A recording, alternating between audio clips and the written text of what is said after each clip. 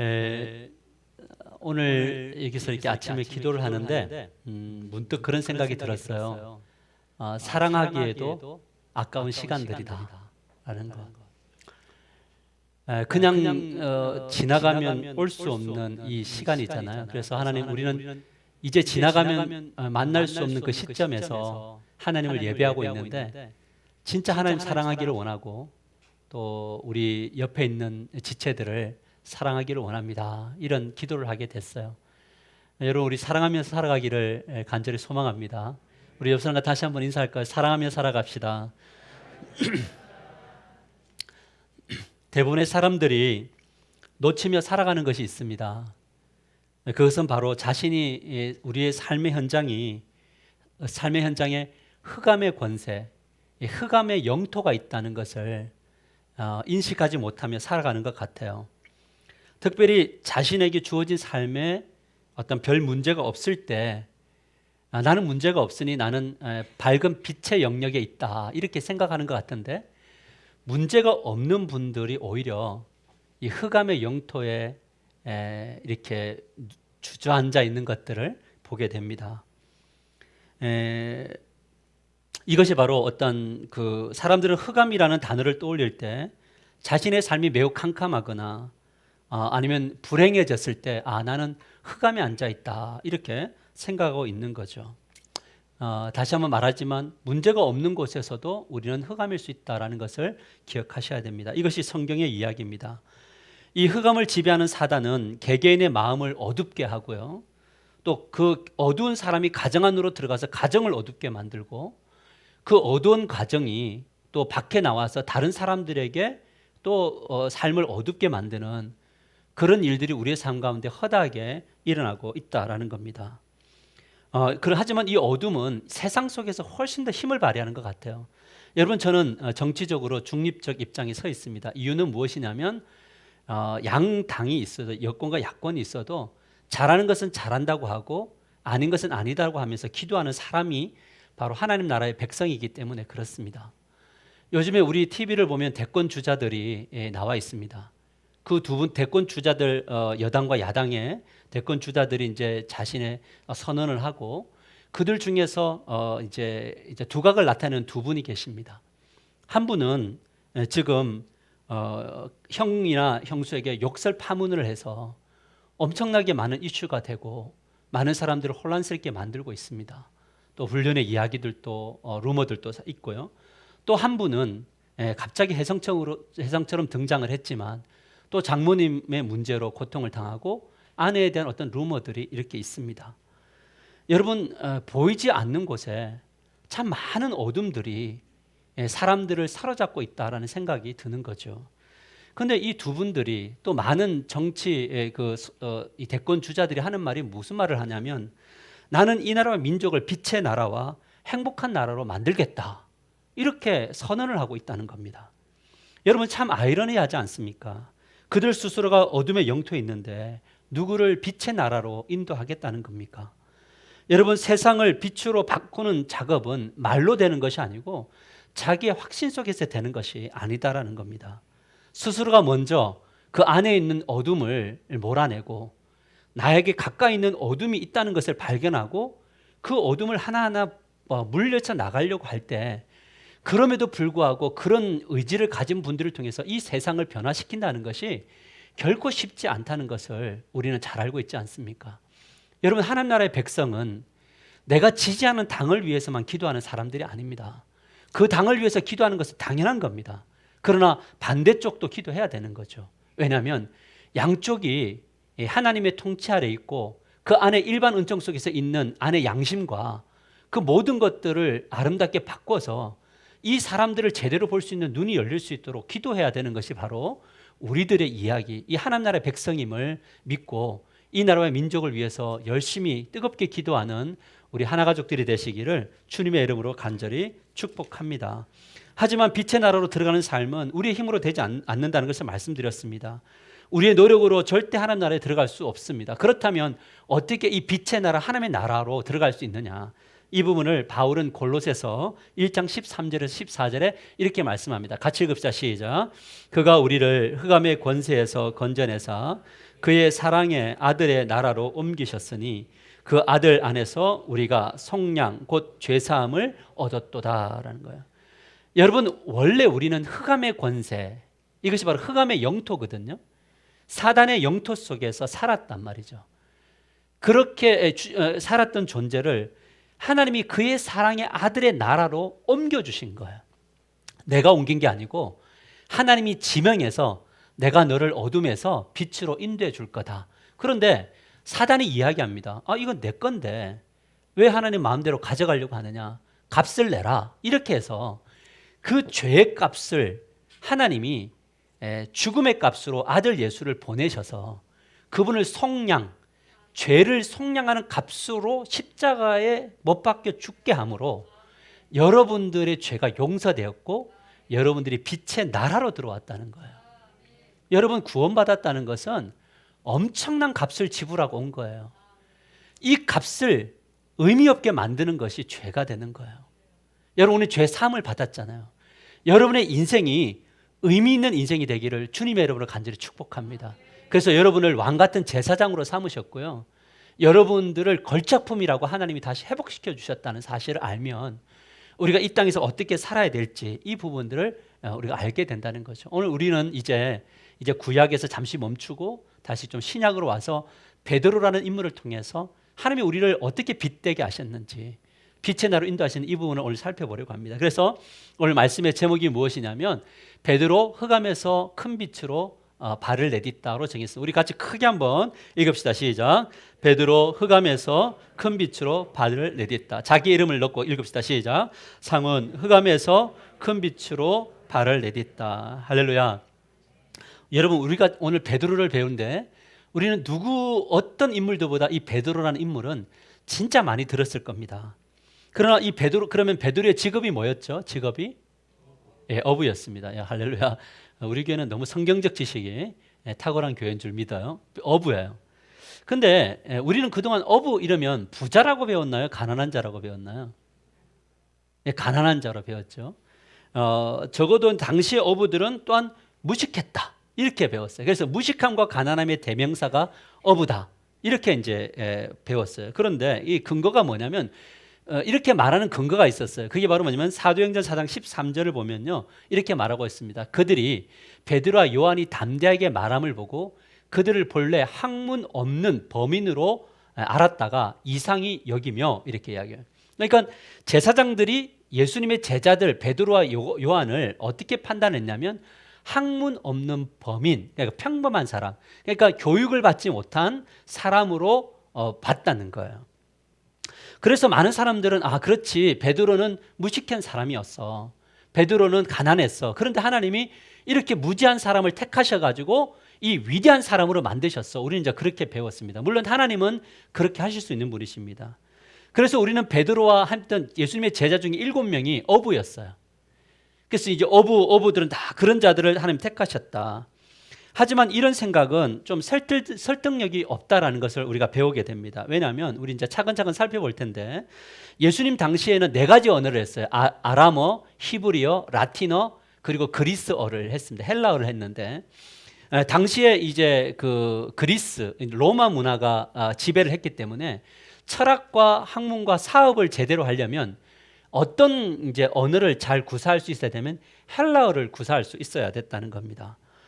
그런데 그렇다면 베드로는 어떤 사람이었냐면 헬라어를 사용할 수 있는 사람이었는가? 우리가 이제 유추해 볼 수 있는 게 뭐냐면 요한복음 12장 20절에서 21절을 보면요 이렇게 말하고 있습니다. 명절에 예배하러 올라온 사람 중에 어떤 사람이 있어요? 헬라인 몇이 있는데 그들이 갈릴리 벳세다 사람 빌립에게 가서 청하여 이르되 선생님이여 우리가 예수를 배우고자 하나이다 하니 이렇게 이야기해요. 그러니까 헬라 사람들이 와서 빌립에게 예수님의 제자에게 뭐라고 이야기하냐면 헬라어로 우리가 선생님을 보기를 원합니다 라고 했을 때 빌립이 그 이야기를 이해하죠. 그리고 안드레에게 가서 이야기를 합니다. 아마 그때 안드레가 같이 있었을 가능성들이 많고요. 그래서 그 이야기를 예수님께 가서 전하게 됩니다. 여러분 안드레가 누구입니까? 안드레는 바로 베드로의 동생이었습니다. 이 동생 안드레가 헬라어를 할 수 있을 정도라면 지금 이미 베드로의 가문은 뭐냐면 나름대로 배움이 있는 그런 가문이었다라는 것을 우리는 볼 수 있다는 겁니다. 그렇다면 이 베드로는 어부로서 가난했느냐? 그렇지 않습니다. 당시에 유대인들의 주식이 무엇이었냐면 주로 먹는 식사가 뭐였냐면 올리브 기름과 또 빵과 뭐냐면 갈릴리에서 나오는 고기를 먹었잖아요. 근데 이때 당시에 역사학자들에 의하면 이 갈릴리에서 나오는 이 자그마한 고기, 멀치보다 좀 큰 고기는 굉장히 맛이 좋고 영양가가 풍부해서 많은 사람들이 선호했던 음식 중에 하나가 바로 이 갈릴리에서 나오는 물고기였다라는 거죠.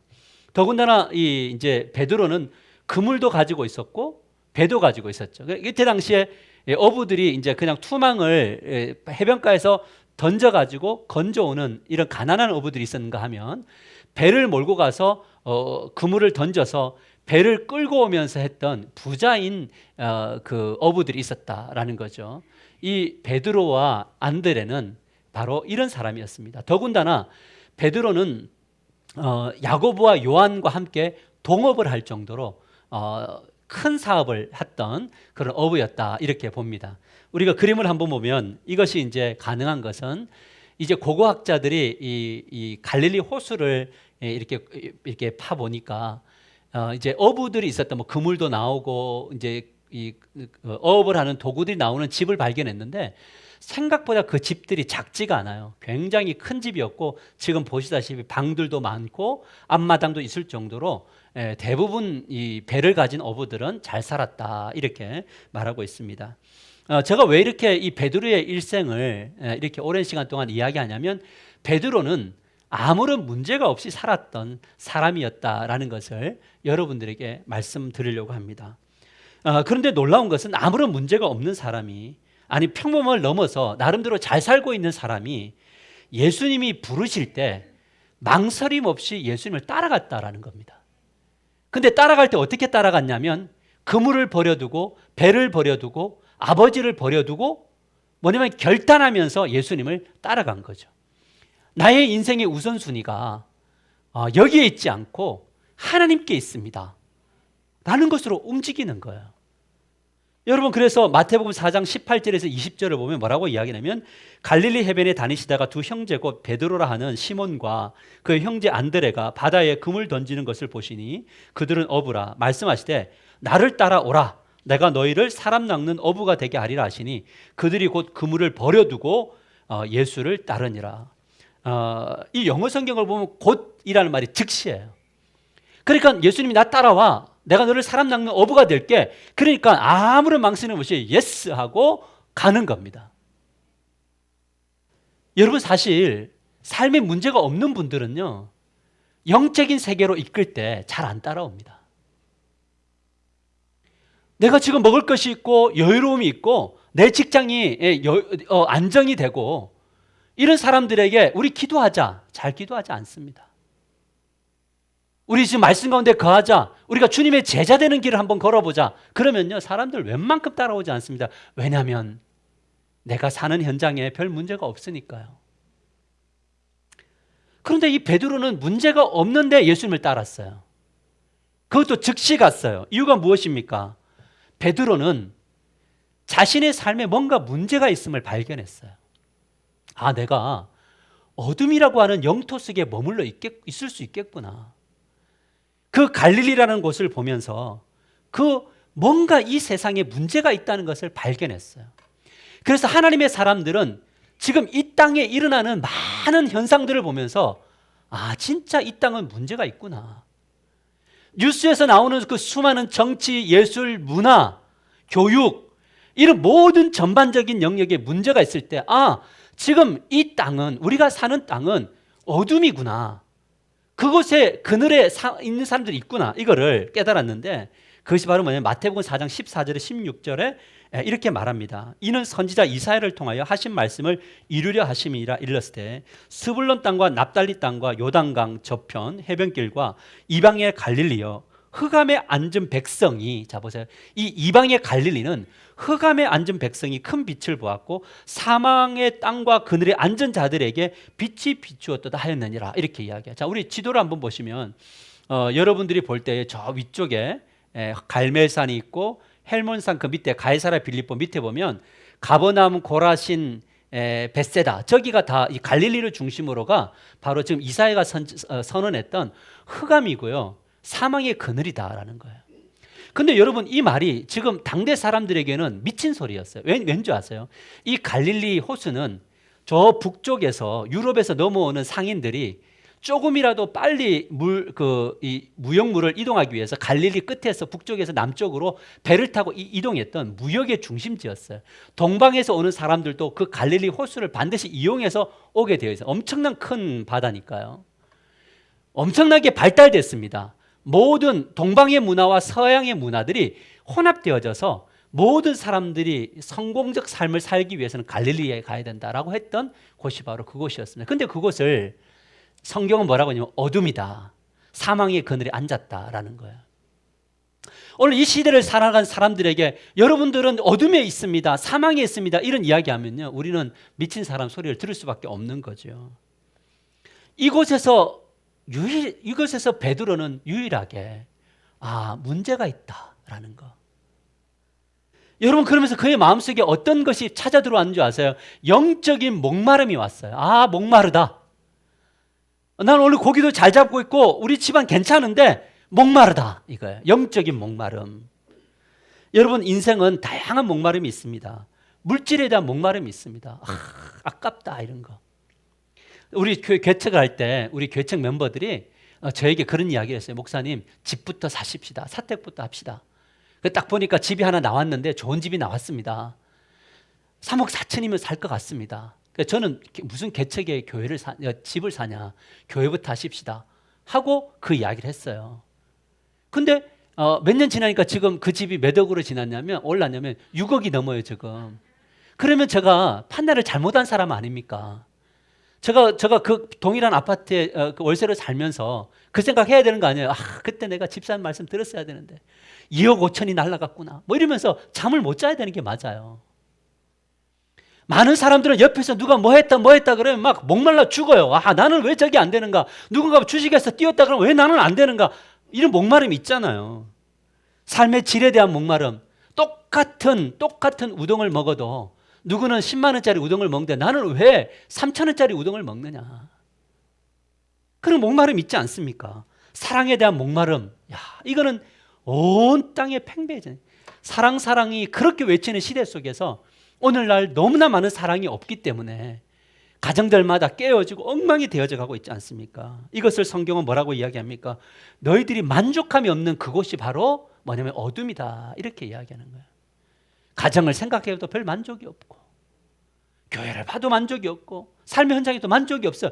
그게 바로 뭐냐면 우리가 어둠의 영토 속에 있을 수 있다. 왜냐하면 하나님의 나라는 만족을 주는 나라예요. 아멘입니까? 만족감이 없는 사람들이 예수님 만나면 다 만족하게 되었다는 거예요. 목회를 하면서 진짜 경험하는 것이 무엇인지 아세요? 나이가 들어가면 들어갈수록 영적인 갈급함이 막 있는 거예요. 그래서 요즘에는 한 번도 생각해보지 못했던 고민이 시작되고 있어요, 저에게는요. 왜냐하면 우리 성도님들이 어떻게 하나님 만날까? 내가 알고 있는 이 하나님의 세계보다 더 큰 세계가 있을 것 같은데 하나님 저 좀 만났으면 좋겠습니다 하는 그 갈급함. 여러분, 우리가 고백했던 게 뭡니까? 목사님, 우리 남편하고 영적인 대화가 나눌 수 없어서 목사님 정말 힘이 듭니다. 이런 이야기를 나눴던 분들이 그 배우자가 영적으로 세워지고 하나님 알게 되고 제자 훈련도 하고 해서 뭔가 평안할 때 뭐냐면 그 영적인 갈급함이 사라지더라는 거예요. 뭔가 이 인생의 문제를 놓고 갈급함을 놓고 기도해달라고 기도해서 정말 기도 열심히 해서 하나님이 그 갈급함을, 이 삶의 갈급함을 채워줬는데 그때부터 뭐가 사라지냐면 영적인 갈급함이 사라지더라는 거죠. 여러분, 우리는 영에 속한 사람들이에요. 우리의 영이 하나님의 말씀과 성령이 우리를 터치해야지 우리의 생각에 은혜가 임하고 그곳에 기름 부음이 있고 만족함이 있게 된다는 사실을 우리 잊지 않게 되기를 축복합니다. 우리의 기도 제목이 뭐가 돼야 됩니까? 영적인 갈급함. 주님, 저 영적 갈급함이 없습니다. 하나님, 저에게도 영적인 갈급함 주십시오. 그리고 그거 놓고 진짜 부르짖을 때요, 하나님이 어떤 일을 하시냐면 그 사람을 막 붙여주셔요. 여러분, 베드로의 집안에는요 갈급함이 있었어요. 참 이게 은혜예요. 여러분의 집안에 영적인 갈급함이 있게 되기를 주님의 이름으로 간절히 축복합니다. 우리 교회 어떤 청년이 교회 새벽 기도를 나와요. 이제 뭔가가 이제 문제를 놓고 기도하고 있어요. 그러니까 나오니까 은혜를 받잖아요. 그러면서 집에 가가지고 엄마 아빠 기도하셔야 될 것 같다고. 자기가 언제부터 기도했다고. 제가 보니까 한 3개월 기도하고 있는데 가서 기도해. 왜냐면 은혜를 받으니까. 그 아이가 집에 들어가서 우리 집안에 필요한 것은 기도입니다. 우리에게 영적인 은혜가 임해야 됩니다를 예레미야를 통해서 듣고 가잖아요. 그 근거가 뭐냐면 베드로 집안에 동생 안드레가 있었는데 이 안드레는 지금 집안의 가업을 이어야 되지 않습니까? 아버지의 가업을. 근데 형에게 다 맡기고요. 형, 저는 이쪽은 형이 하세요. 저는 영적인 갈급함 때문에 못 살겠습니다 하고 집을 떠나요. 어디로 가냐면 광야로 가가지고요. 광야에서 누가 있었어요? 광야에. 예수님 당시에 광야에 누가 있었습니까? 오시기 전에. 세례 요한이 있었잖아요. 그래, 이때 당대에 가장 영적인 갈급함을 채워줄 사람은 요한밖에 없다. 그래서 요한을 찾아가요. 거기 가서 뭐 하냐면 나 제자로 삼아줘. 그래서 세례 요한의 제자가 됩니다. 안드레가. 그래서 세례 요한에게 야, 조금만 기다려봐라. 나는 메시아 아니다. 진짜 메시아 올 텐데 조금 기다려봐. 다 올 때 다 됐어. 내가 지금 기대해보니까 하나님이 보내셨대. 라고 있다가 세례 요한 뒤를 따라서 더벅더벅 걸어오는데 어느 날 세례 요한이 야, 보라! 이런 거예요. 세상 죄를 지고 가는 하나님의 어린 양이다. 저분이 바로 메시아다. 라고 하니까요. 어떻게 하는 줄 아세요? 요한복음 1장 37절 한번 보시면 요한복음 1장 37절입니다. 그 다음 성경 보여주세요. 같이 읽읍시다. 시작.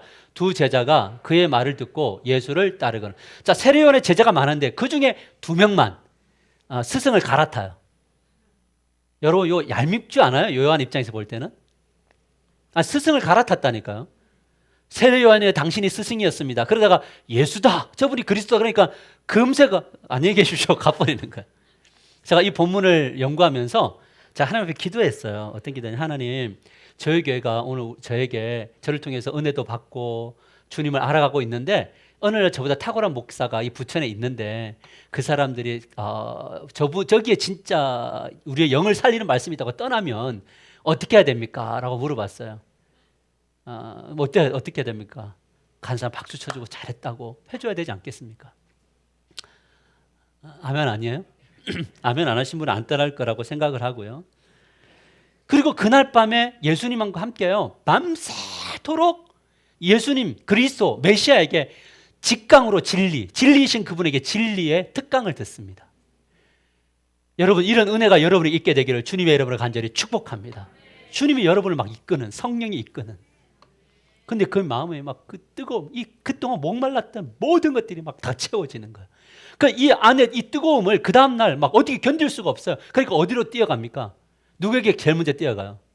여러분, 은혜 받으면 누구에게 제일 먼저 갑니까? 은혜 받은 사람은 은혜 이야기만 하지 다른 사람 야단 안 쳐요. 여러분, 은혜 받고 옆에 우리 남편이 졸았다 이거 하지 마세요. 은혜 받다고 옆에 김 집사님이 졸았다 해서 은혜 받아야지 이렇게 하지 마세요. 은혜 받은 사람은 은혜를 가지고 뛰어드는데 누구에게 제일 먼저 달려가냐면 아버지도 아니었어요. 어머니도 아니었어요. 누구였냐면 그의 형 베드로에게 따라가요. 저는 여기서 묵상하기를 안드레와 베드로는 평소에도 영적인 문제들을 나누었다고 저는 봐요. 안드레야, 내가 보니까 지금 이 세상 문제 있지 않냐? 형 문제 있는 것 같아. 형, 나는 영적인 갈급함을 채우러 갈 건데 형 어떻게? 나는 그래도 아버지 옆에 있어야지. 이런 관계였을 때 제일 먼저 떠오르는 사람에게 달려가는 거야. 여러분에게 은혜를 받을 때에 은혜가 임하면 이 은혜를 나누고 싶은 사람이 머릿속에 떠오르게 되고 그 사람에게 달려가는 은혜가 있기를 주님의 이름으로 간절히 축복합니다. 여러분, 요한복음 1장 41절에 42절 같이 읽읍시다. 시작. 그가 먼저 자기의 형제 시몬을 찾아 말하되 우리가 메시아를 만났다 하고, 메시아는 번역하면 그리스도라. 데리고 예수께로 오니 예수께서 보시고 이르시되 내가 요한의 아들 시몬이니 장차 게바라 하리라 하시니라. 게바는 번역하면 베드로라. 베드로도 끌려서 누구를 만나러 가? 예수를 만나러 갔어요. 거기서 또 베드로도 저자, 진리, 직강, 세미나를 밤새도록 들어요. 얼마나 복됩니까? 저는 여러분의 자녀들이 이런 영적인 관계가 되기를 기도하시는 여러분들 되시기를 축복합니다. 우리 자녀들이 만날 때마다 무슨 이야기 해야 돼요? 무슨 이야기 해야 됩니까? 영적인 이야기야. 여러분, 우리 모두가 거쳐야 될 것이 뭡니까? 너의 이름을 장차 게바라 하리라. 너는 지금 베드로지만 앞으로 게바가 될 거야. 주님이 주신 이 비전, 그림. 너는 지금 아브라함이지만 아브라함이 되고야 말 거야. 너는 지금 야곱이지만 너를 이스라엘로 만들고야 말 거야. 라고는 이 비전, 이 소리가 저와 여러분에게 들려지기를 축복합니다. 이런 일이 있은 후에 이튿날, 그 다음날 예수님이 또 찾아오셔가지고 말씀합니다. 나를 따라라. 내가 너를 사람 낚는 어부로 만들 거다. 이야기를 듣자마자 아무런 망설임 없이요, 그물, 배, 가족 던지고 갑니다. 우선순위를 누구에게 주면 하나님께, 예수 그리스도에게 주는 거죠. 어떻게 이것이 가능합니까? 영적인 갈급함이 채워지니까 다른 것들이 그렇게 우선순위가 나의 우선순위가 아니더라는 거예요. 베드로는 자신의 우선순위는 아버지였고 배였고 그물이었어요. 여러분의 우선순위는 무엇이에요? 여러분들이 예수님이 부를 때 따라가지 못하는 그 무엇인가 나를 붙잡고 있는 것이 무엇입니까? 그것을 놓아야지만이 우리 안에 진정한 갈급함이 채워진다고요. 뭔가 있는데 불행한 것 같고 뭔가 있는데 답답한 게 아니라 우리의 상황과 상관없이 주어지는 그 샬롬, 그 복이 저와 여러분에게 풍성하게 주어지기를 주님의 이름으로 간절히 축복합니다. 이것이 중요한 거죠. 여러분, 흑암의 영토에 사는 사람들에게 주어진 하나님의 은혜, 주어져야 될 하나님의 은혜가 있습니다. 두 가지가 있는데 첫째는 뭐냐면 영적인 목마름을 느끼며 살아가야 된다는 거죠. 같이 읽읍시다. 시작. 영적 목마름을 느끼며 살아간다. 할렐루야. 무엇인가 문제가 없는데 채워지지 않는데 이 영적 목마름을 느끼는 것, 이것이 은혜예요. 그래서 은혜란 뭐냐? 기도 안 하면 답답해지는 게 은혜 맞아요. 말씀이 없으면 뭔가 인생이 막 까맣게 보이는 게 은혜가 맞아요. 예배를 드리지 않으면 일주일의 삶이 뭔가 막 답답하고 눌리는 것이 은혜예요. 여러분, 하나님의 은혜가 없는데 내가 내 스스로 은혜를 만들어 살아가면 그것은 어둠이에요. 이건 성경의 이야기예요. 여러분, 목마름은요, 남편 6명을 두었던 이 사마리아 여인에게도 있었고요, 니고데모에게도 있었어요. 니고데모가 누군지 아십니까? 그때 종교 지도자이고 랍비였습니다. 그는 말씀으로 풍성한 사람이었습니다. 그런데 그의 마음속에 뭐가 없는 줄 알아요? 하나님 나라가 없었어요.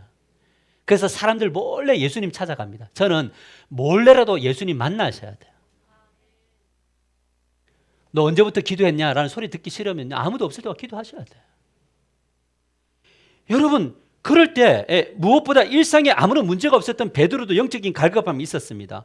이 영적인 목마름이 있는 사람들은요, 하나님이 흑암으로부터 빛으로 인도해 주십니다. 사랑하는 성도 여러분, 저와 여러분의 중심에, 기도의 중심에 영적 갈급함을 달라고 기도하시는 여러분이 되시기를 주님의 이름으로 간절히 축복합니다. 그래서 막 그 어떤 목마름들이 우리를 지배하잖아요. 그러면 그 목마름이 딱 지배하고 있다는 걸 느낄 때, 하나님, 이 자리에 영적인 목마름으로 채워지기를 원합니다. 그러면 그 모든 것들이 더해지는 복이 임할 줄 믿습니다. 이런 갈망함이 있을 때 하나님은 또 다른 은혜를 베풀어요. 그러니까 영적 갈망함이 있는 사람들은요, 하나님이 복을 더 주시는데 어떤 복을 주시냐면, 둘째, 흑암에서 건져내 줄 사람을 붙여주십니다. 같이 읽읍시다. 시작. 흑암에서 건져내 줄 한 사람을 붙여주신다. 여러분, 베드로에게는 그의 동생 안드레가 이 역할을 했어요. 하나님은 어떤 분이십니까? 흑암에서 육신의 만족을 목표로 사는 사람들을 건져내기 위해서 자주 영적인 안드레를 옆에 붙여주십니다. 그렇게 우리는 구원받은 거예요. 여러분, 저는요, 6살 때 우리 부모님들이 막 일터에 나가서 돈 번다고 나를 우리 사촌 누님에게 맡겼는데, 그 누님이 저를 데리고 교회를 나간 것이 지금 여기까지 왔어요. 영적 안드레예요. 제가 질풍노도의 시기에 중학생 때 얼마나, 제가 봐도 얼마나 까불고 얼마나 설치고 얼마나 다리 떨면 다녔겠습니까? 그럼에도 불구하고 그때 저 주변에는 항상 기도하는 형들이 있었어요. 그래서 금요일만 되면 상우나 교회 가자 해갖고 데리고 와서요, 금요일 날 어떤 기도를 했겠습니까? 모르겠지만 기도 열심히 해서 형들하고 모여서 놀고 기도하고 영적 안드레들이에요. 저의 삶 속에는 많은 스승들이 있었고 많은 어떤 책들이 있었습니다. 여러분의 삶을 돌아볼 때 영적 안드레는 누구입니까? 여러분을 지금 이 자리에 있게 한 안드레가 누구입니까? 배우자입니까? 아니면 여러분들의 살았던 교회 누구입니까? 아니면 이웃입니까? 여러분에게 생활 숙제를 하나 드립니다. 여러분의 영적 안드레가 떠오르면 그 사람에게 오늘 그분들에게 전화해서 내가 지금 여기 있는 것이 당신 때문입니다 라고 감사 고백하는 그런 아름다운 사람들 되시기를 축복합니다. 아멘입니까? 이것이 진짜 중요합니다. 여러분, 여러분에게 원하는 것은 영적 안드레를 정말 가까이 하기를 주님의 이름으로 간절히 축복합니다. 이 영적 안드레들은 어떤 사람입니까? 만날 때마다 하나님 이야기하는 사람들이에요. 만날 때 성경 이야기하고, 만날 때 설교 드렸던 은혜를 이야기하고, 만날 때 하나님이 나에게 베푸셨던 간증을 하는, 그리고 내가 기도하지 못하고 막 쓰러져 있을 때 옆에 와서 내가 당신을 위해서 기도하고 있다. 야, 우리 함께 같이 기도하러 가자. 그래서 우리가 주저앉았을 때 그 사람을 이끌고 가는 그분이 바로 영적인 안드레. 이런 분들이 여러분 옆에 많게 되기를 주님의 이름으로 간절히 축복합니다. 근데 이 흑암에 깊이 앉아 있으면 이런 분들이 참 재수없게 느껴져요. 귀찮고, 아니 막 무슨 소리 하는 거냐고, 하지 말라고. 그런데 철이 딱 들면요, 아, 그분들이 나를 살렸구나 라는 것을 알게 돼요. 우리 자녀들이요, 나중에라도 우리 부모님의 그 했던 잔소리가 떠오르고, 아, 그것이 나를 살리는 것이었구나라고 하는 간증하는 역사가 일어나기를 주님의 이름으로 간절히 축복합니다. 그래서 그분들 가까이 할 때 우리는 교인이 아니라 제자 되는 인생이 될 줄 믿습니다. 여러분은 교인이 아닙니다. 제자입니다. 아멘이죠? 따라합시다. 교인이 아니라 제자 되게 하소서. 아멘입니까? 말씀을 맺겠습니다. 오늘 말씀의 제목이 무엇입니까? 베드로 흑암에서 큰 빛으로 발을 내딛다입니다. 여러분은 어떻습니까? 여러분은 이미 흑암에서 빛이 되었는데 언제부턴가 내 발이 서서히 어둠 쪽에 이렇게 발을 내딛고 있지 않습니까? 처음에는 발가락만 싹 닿고 있었는데 나도 모르는 사이에 허벅지까지, 나의 어깨까지, 그래서 반이 이 아스트라 백작전은 반은 하나님께 반은 세상 속에 있지 않습니까? 여기에서 갈등하고 있지 않습니까? 여러분, 하나님의 백성이 되었다는 것은 빛의 나라에 있다는 것을 의미합니다. 빛의 나라의 백성들의 공통된 특징이 무엇입니까? 영적인 갈급함이 있다는 겁니다. 하나님이 더 알고 싶어지고, 기도하고 싶어지고, 말씀 배우고 싶어지고, 삶의 문제의 원인이 무엇인지 알고 싶어지는 이 해답을 하나님 앞에서 찾고 싶은 그 마음이 있는 것이 바로 빛에 속해 있다는 겁니다. 참 아이러니한 게 뭔지 아세요? 영적인 갈급함이 있는 교회는 말씀을 잘 안 가르쳐요. 그래서 이런 이야기예요. 우리 교회는 죽겠대요. 왜냐하면 말씀을 안 가르쳐 준대요. 그런데 말씀이 있는 곳에는 또 어떤 일 하자? 말씀 안 배우려고 그래요. 아니, 말씀 배우자 이래도요, 아, 목사님 지난번에 했는데요. 제가 물어요. 실족할까 봐 속으로 물어요. 기억하세요? 배운 게 뭐가 중요해요? 기억 못하면 또 배워야죠. 한 번 한 것 가지고 몇 년을 울고 먹으려고 그랬어요.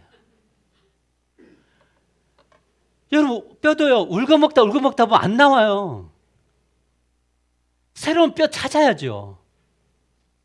우리가 영적으로 하나님 알기 위해서 찾고 또 찾아야죠. 그래서 끝날까지 고백해야죠. 하나님 목마르다고, 또 목마르다고. 그래서 죽는 그날에 나는 진짜 영원히 목마르지 않는 세상으로 나 이제야 간다고. 그래서 이 땅에서 실현해야 되지 않겠습니까? 모두가 영적 갈급함을 느끼고 원하고 해결하기 위한다면 하나님은 반드시 여러분에게 영적인 안드레를 붙여주실 겁니다. 할렐루야. 그래서 그분과 함께, 그래서 영적 안드레는요, 배웠던 이야기를 또 들어요. 자, 보세요. 안드레가 예수님께 먼저 만났나요? 그리고 베드로를 데리고 갈 때, 야, 나는 들었으니까 너만 들어, 이렇게 했나요? 아니면 같이 들었나요? 여러분, 성장은요, 나는 들었는데 너무 좋아, 그러니까 너 들어봐, 이게 아니라 나 들었는데 너무 좋아, 같이 들어보자 한 번 더. 이래야지 그 사람이 설득당하고 가는 거 아니에요? 나는 오늘 이 멘트 날릴 때 여러분이 아멘 안 할 거라고 저는 믿었지만 그래도 그 길을 걸어가야죠. 우리 주변을 보면 영적인 목마름이 사람들이 얼마나 많은지 몰라요. 진짜 많아요. 근데 왜 안 보이는 줄 아세요? 내가 목마르지 않으니까. 영적 목말라 보면 옆에 사람들이 저분에게 진짜 필요한 것은 말씀이고 은혜구나. 하나님 은혜가 보이구나. 그래야지 결단하는 거예요. 그래서 왜 결단하지 못할까라고 했을 때 결단하십시오. 할렐루야. 그럼 아멘. 이끌어낸다고 결단이 되는 게 아니더라고요. 그래서 언제부턴가 기도하기도 하나님 저분에게 진짜 결단해야 되는데 결단이 안 되네요 하나님. 그래서 기도하게 되는 거예요. 하나님 저분에게 결단할 수 있는 은혜 붙여주시고 결국 영적인 안드레를 자꾸 보내주셔서 그 사람 결단하고 돌아오는 역사가 일어나게 해달라고 기도하십시오. 이게 그렇게 기도하게 되는 거예요. 그 누가 변해야지 가정이 변해요? 가정이 변해야 교회가 변하나요? 교회 변해야 세상이 변하나요? 우리 오래간만에 한번 할까요? 내가 변해야 가정이 변하고 가정이 변해야 교회가 변하고 교회가 변해야 세상이 변합니다. 우리 그런 교회가 되기를 축복합니다. 저는 오늘 아침에 눈을 이렇게 떴는데 시계가 몇 시인가 봤는데 이 카톡방에 난리가 났어요. 목사님들 단톡방인데 보니까 뭐지? 왜 밤에 이렇게 많이 있지? 딱 떴는데 내가 눈을 막 비벼서 봤어요. 이 뭐야 이거에. 여러분들 알고 있는 한 목사님이신데요. 우리가 그 키민하면서 4명의 목사님이 20명의 목사님들 도왔던 거 기억하시죠? 그 중에 한 분이 돌아가셨어요. 어제 우리가 카톡을 주고받았어요. 며칠 전에 저하고 통화도 했어요. 그래서 다음 주 월요일 날 이종필 목사님 교회에서 우리 만나서 예배당 새로 이전했으니 축하해 주자 하고 남겼어요. 그때가 저녁 7시였어요. 근데 5시간 후에 1시부터 목사님이 각혈을 하시면서 병원에 가서 좀 이따 돌아가셨어요. 오늘 그 무거움이 나를 막 눌렀어요. 더 기도할 수밖에 없었어요. 왜냐하면 내가 이 어둠을 여러분에게 줄 수 없기 때문에. 그러나 물론 하나님이 그 영혼을 목사님을 그 젊은 나이에 불러가셨지만 그 영원한 하나님 나라에 있지만 제가 이 자리에 이렇게 있으면서 기도하면서 하나님 오늘 이 하루 사랑하면서 살아가게 해주십시오. 도대체 무엇을 위해서 살고 있나 우리는. 막 그 목표를 위해서 달려가고 막 이것에 가면 내가 행복할 것 같고 막 집 뭐 어떤 그 성공 달려가는데 그 성공을 하면서 달려가다가 우리는 사랑이라는 것을 다 잃어버렸어요. 사랑한다는 말 한마디 못하면서 살아가요. 여러분 우리 이 주변에 너무 이런 분들이 많아요. 우리 전도해야 돼요. 제가 몇 주 동안 전도 물품 많이 준비했어요. 하나님이 기도하니까 막 이 분쇄 이런 것도 다 주세요. 물론 공짜로 주신 건 아니지만 싸게 주세요. 그래서 모든 걸 준비했어요. 그러면서 제가 기도하는 거예요. 뭐냐면 이 코로나 시대의 전도라고 저는 믿어요. 전도는 우리가 하고 영혼 구원은 하나님 하신다. 전도하다가 핍박은 우리가 받고 영혼 구원은 하나님 하신다. 근데 그곳에 하나님 나라가 임할 거다. 우리는 우리의 일을 해야 되는 거예요. 그래야지 하나님은 하나님 일을 하실 수 있어요. 하나님의 나라는 우리가 일을 안 하는데 하나님이 일하실 수 없어요. 하나님은 그렇게 우리를 구원하셨어요. 우리의 가정 우리가 사랑해야지 하나님이 사랑의 은혜를 부어주셔요. 우리 교회 우리가 사랑해야 돼요. 여러분 옆에 있는 사람은 단순한 사람이 아닙니다. 우리가 사랑해야 될 사람들이에요. 여러분이 만나는 직장의 사람들요 사랑에 목말라 있을걸요. 그 사람들이 어디서 사랑을 느낄 수 있습니까? 여러분들을 통해서 사랑을 얻기를 원합니다. 아멘이죠. 작은 것 하나에도 괜찮아요. 이런 것들이 우리를 살리는 거죠. 이제 우리 성찬 예식을 할 겁니다. 우리 성찬 예식을 할 때 우리가 옆에 분의 건강을 위해서도 우리가 조심하면서 또 잘 해야겠지만 이 속량의 값을 기념하는 날이에요. 원래 매주마다 해야 돼요. 그런데 우리의 연약함이 1년 네모만 정한 거예요. 우리가 매주 하는 겁니다. 원래는. 그래서 형제의 교회라든지 이런 전통적 교회들은요 매주 성찬을 합니다. 우리 4번 하는 건데 이 의미가 없는 것이 아니라 우리를 하나님 나라로 인도하고 우리를 영적 갈급함이 있게 하고 우리를 빛으로 인도하는 이 놀라운 자리에 우리가 서기를 원합니다. 그래서 오늘 이 시간에 기도할 때 하나님 저에게 영적인 목마름이 없음을 회개합니다. 하나님, 내가 누군가에게 안드레가 되지 않음을, 안드레를 거부했음을 회개합니다. 이제 이후로 내가 빛으로 안드레의 삶을 살아나기를 원합니다. 우리와 같이 통성으로 우리와 같이 소리내어서 한 1, 2분간 기도하고 성찬에 참여하십시다. 기도합니다.